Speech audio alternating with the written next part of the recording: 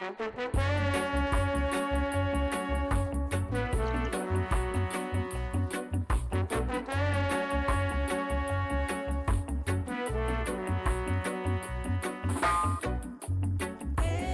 day is just a holiday. I don't care what the crowd may say. I live my life I love with you. Having fun while you are feeling good. Every day is just Alrighty people, my name is Ezra and welcome back to another diving video. The main goal, the main mish for jumping in the water today is to shoot enough fish for the week. I haven't been able to dive a lot because I've been working a lot and it's just been a lot of rough waters, so I'm just looking to shoot whatever comes by today. This is my first warm-up drop coming down and you can just tell already it's gonna be a murky day, which that's not the best, it's not the worst. Murky water usually means you'll get some better fish in shallower, kind of cruising around. You never know what you'll see in the murk, but that also probably means you're gonna see sharks. And if you're wondering why my glove looks so weird on my right hand there, it is because I grabbed two, I think, left-handed gloves, and so that one is backwards. I'm down here on this first drop, and I'm not really seeing too much. School of Veke cruises by. Think about maybe shooting one of those, but I'm gonna hold off for something hopefully a little bit bigger. And I take my next drop here, coming down, and on this drop I'm in an area that I've seen move before. I just decide to keep my head down, stay real still, do a little scratching, and see if maybe when I look up here, there's a move sitting right in front of me in shooting range. Nope. So I take a little look over to my left, some more Veke, and I see a Piranha cruising around in the background, so I swing my gun over and decide maybe I could shoot him.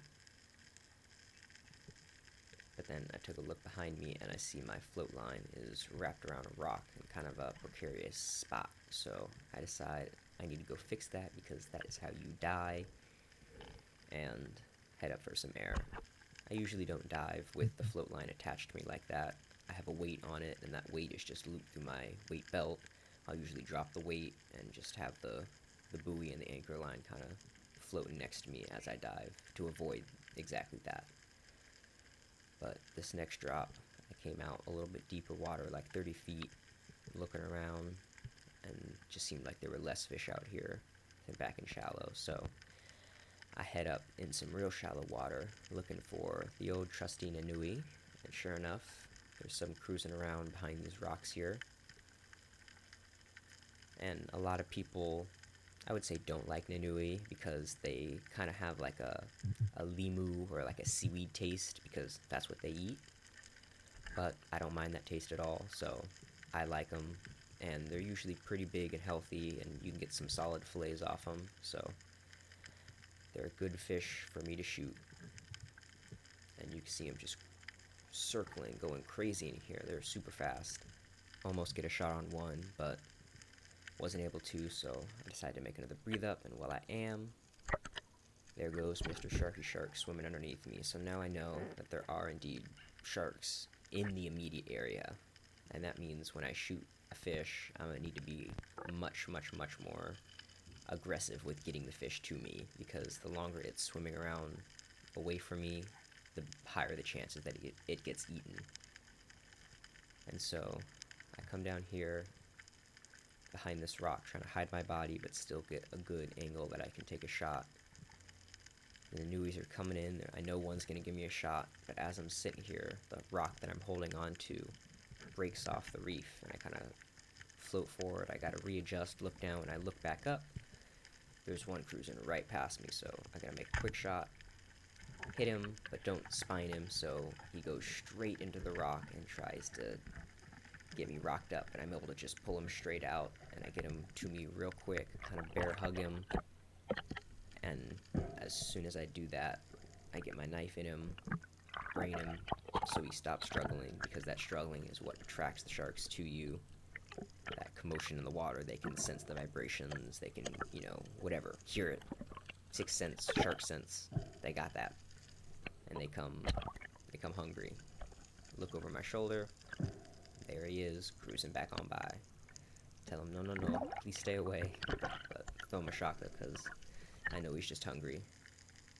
And this Nenui left me in all kinds of mess. This thing is just like knotted beyond belief. I really shouldn't have a double wrap shooting line, but it's just what the spear gun had when I bought it. It's a 110, it's a little bit bigger gun, so I can understand that, but definitely need to downgrade the length of this line. And what I ended up doing to get this undone is I unclipped the shooting line from my gun and just kind of worked backwards like a big knot, slowly undoing it. But got her undone, put my shooting line back on, and go ahead and reload my spear gun. And as soon as I reload my spear gun, before I put the bands on, here comes Mr. Sharky cruising on through, so I swim down, give him a little poke on the tail, and off he goes in the murk, for now. And I'm hanging the fish off the buoy up there, but the problem with that is if you leave that for too long, they will definitely get eaten by something, so gotta be cautious of that too. But next drop, I come down, tucking behind some rocks. I can see the Nuis off in the background, just wait for one of them to get close enough to give me a good shot.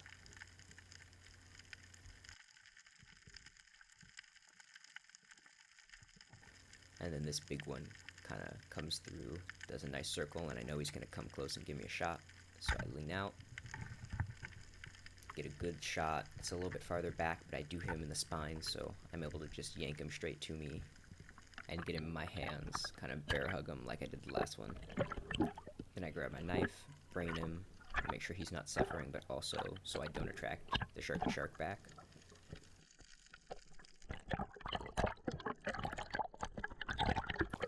Swim him back over to the buoy, throw him on the coolie with the other guy, and I look to my right. Sure enough, cruising on through, Mr. Sharky Shark. Luckily, he's not a big guy. He's only like a 4 foot or 5 foot, so not too concerned with him, but reload my gun real quick.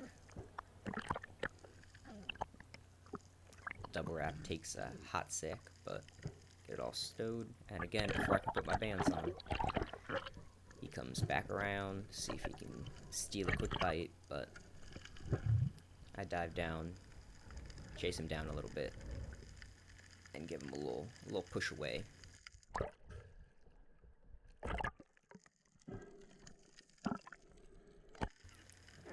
But this next drop here, I decided to move spots a little bit, go out to a little bit deeper water, and try my luck maybe at some moo or whatever else is cruising around. This is an area that I've seen them before, so I come down and sure enough, there goes one scooting across the top of the screen there, so I try to just lay low, grab onto this rock, and stay real still, but you can kind of see by all the sand kicking up around me, there's a lot of swell. I'm in 30 feet maybe, most of the time like 25, 27 feet, so there's a lot of swell, which makes it hard to dive really long because you've got to expend energy holding onto the rock, which eats away at your breath hold really fast. So I'm just trying to stay relaxed as possible, keep my gun down, and take a little peek around. School of baby papillos comes cruising in, but I can see the moo lurking off in the background there. They're just keeping their distance, staring at me, and I can tell they're not really interested on coming on in, so take one more look behind me just in case there's a monster sneaking up behind me, but nothing. So head up, get some air, come back down on the same rock but on the other side, so I can kind of try to get a different angle, and an arrow will pop up here in a second pointing at that rock in front of me. I can see the moo on the back side of that rock just like chilling, and where that rock is, I could probably shoot just in front of the rock, so I need those guys to just close, maybe 5 feet. But they are they're smart ones. They're just chilling back there. And try as I might, throwing up a bunch of sand and scratching at the reef, all my efforts, they're not coming in. They're just chilling back there.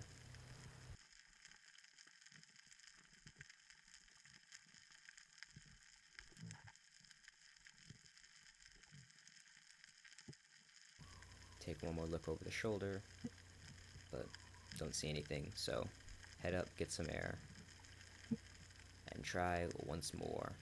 And this time when I came down, again, I saw the moo on my way down immediately, so what I did is I put my gun down, I literally turned my whole body and just like try to cram myself into this rock.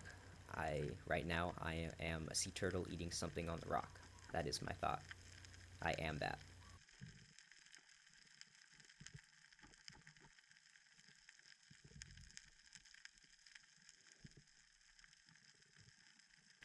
And my strategy actually kind of worked, because when I look up here, I can see the moo starting to come in. You'll see an arrow pop up where they're coming in. But they're getting pretty close, and they're just about in shooting range. So I give a few last scratches to see if maybe they'll come just a little bit closer. When I look up, they've turned and are starting to head off to the right.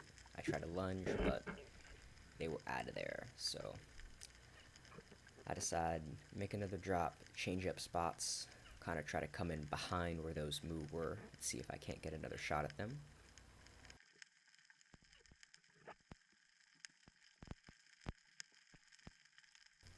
Tucking behind this rock, trying to hide my body. I just lay my gun down. I don't see the moo at first when I get down here, so I just start throwing up some big clouds of sand, see if anything will come in. And right up in front of me, I see the biggest kala I have ever seen, just cruising on by. And he almost gave me a shot right here, but I tell myself, wait, he's gonna come back around.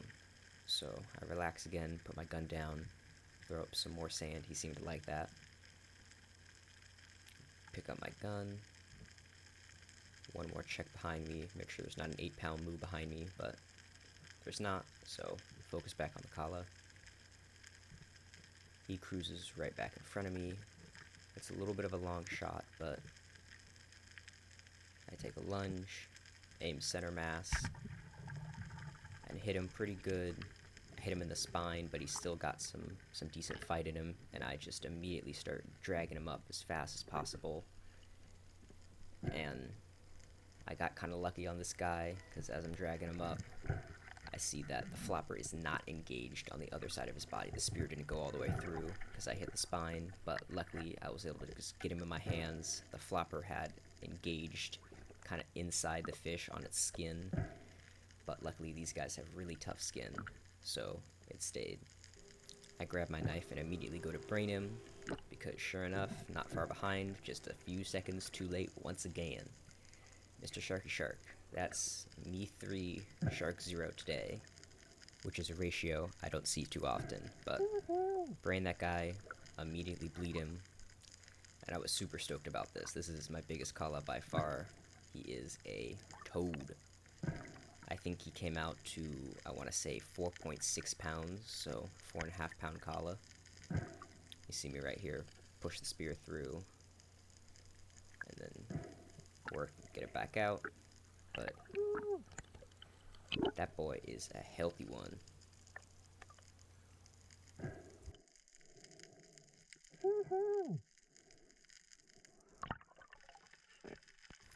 Take a little drop to admire the cooey. It's a pretty nice one for the day. And then surf some waves back into the shallows to do some gilling and gutting, where the sharks are less likely to come. I could still see them coming up here, but probably not. And of course, gotta stop on the way, see some fishing line, get that out of the water, try to pay back a little bit to the land for blessing me with all this beautiful fish today. To start the cleaning process, I just go ahead and cut the stomachs on all the fish. And then once that's done, I go in right behind, like we're at the base of the gills, kind of where they start, right up on the fish's throat, if you would kind of think of it like that. detach that and then pop the gills from the center jaw. And if you reach back, kind of just on the backbone, and kind of scoop with your fingers, you can just scoop all the guts out in one go.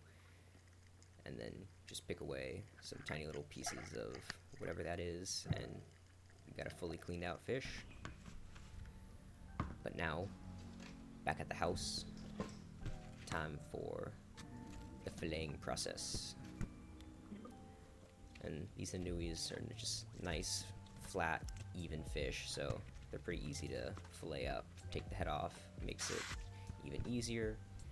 Start on the back, go down, and just slice to the backbone, flip it over, do the same thing on the stomach side, slice down, and then slice over top the ribs and kind of peel the meat off.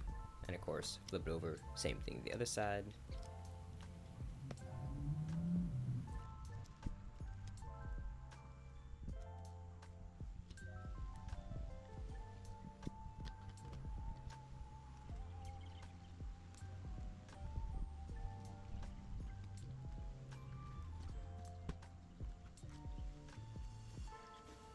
Filleted up the other nanui, and now time to do the kala. These guys have very, very interesting skin. It's kind of like, I don't know, 80 grit sandpaper, maybe like 120 grit sandpaper, and it's just the whole body is just that. It's very, very interesting, but also a very flat and easy fish to fillet. Same process, just work down from the top, then come up from the bottom. And just so much meat on these guys too. I probably got like 3 pounds of meat from that one kala, or 3.5 maybe. It was pretty impressive. But after all the fillets are separated, I'll just go ahead and remove the skin. Comes off nice and easy. We got nice clean white meat. That kala is so delicious. And of course, love the nanui as well. If you wanted to, you could take more time and trim up the bloodline on the fish, but I honestly don't care enough. And of course, even though I did the cleaning outside, gotta bring in some scraps for Kitty. Kitty.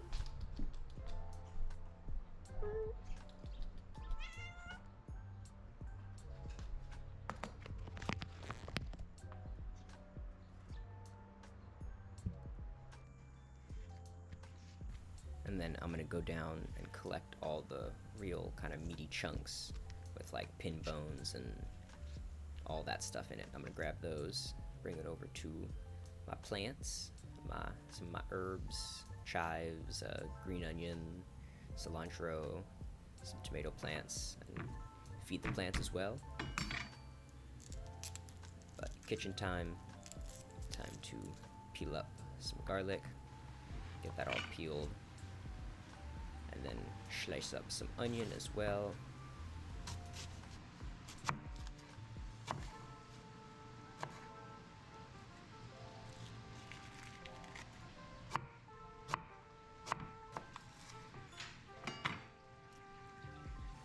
Go in, kind of separate the onion out so it cooks nice and evenly. You want it all separated like that.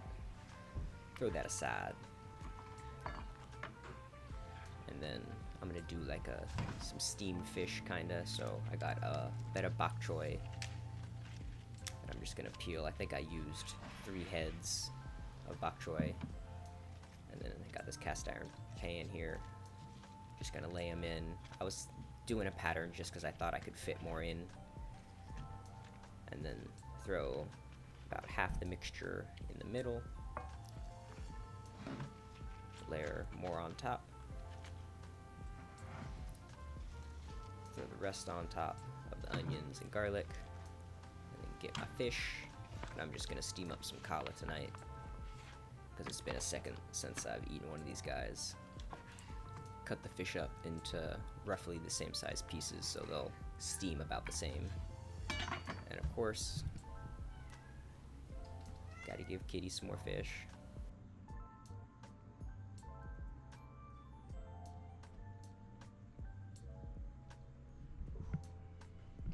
For seasonings, we got the garlic salt.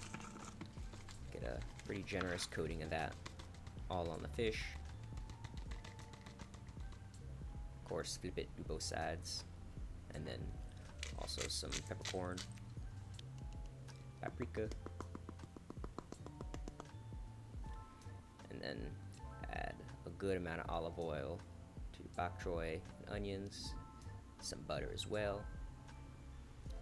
Don't want anything burning in here, and maybe a little too much water. But throw the fish down on top. And then I completely forgot to film it, but I like tinfoil the top of that, try to seal it in, got like two different coats of tinfoil on it so it's all sealed, and then put it in the oven 350 for 25 minutes, turn on the rice. While that's cooking, go out and snip some fresh herbs. These poor little cilantro plants, I haven't been letting them grow because I keep eating them, but I've got more coming, so grab chives and green onions as well. Some big old green onion.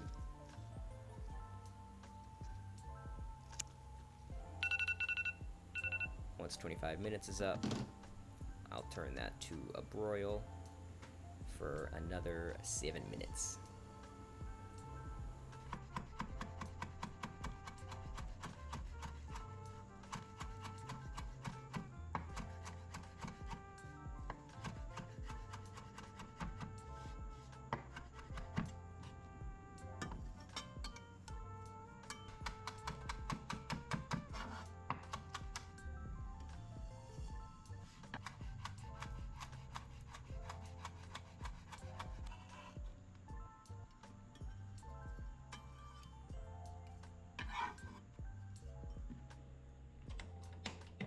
Now time to grab the fish.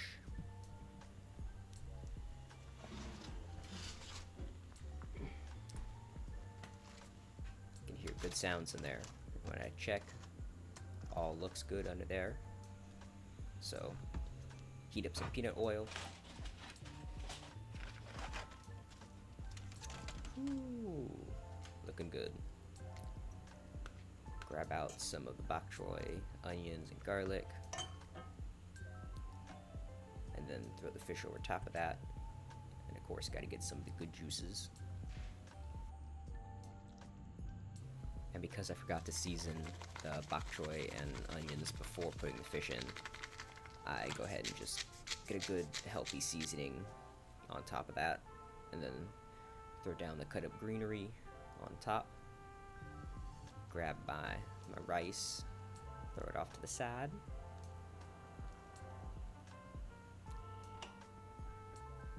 Grab the hot peanut oil and go over top of everything.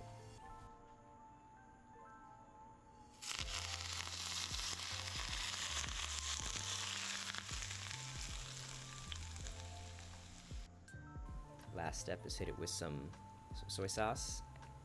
A little bit on the rice too. But that is going to do it, ladies and gentlemen.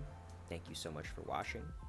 I hope you guys enjoyed the video, and hopefully, I will see you next time. Peace out.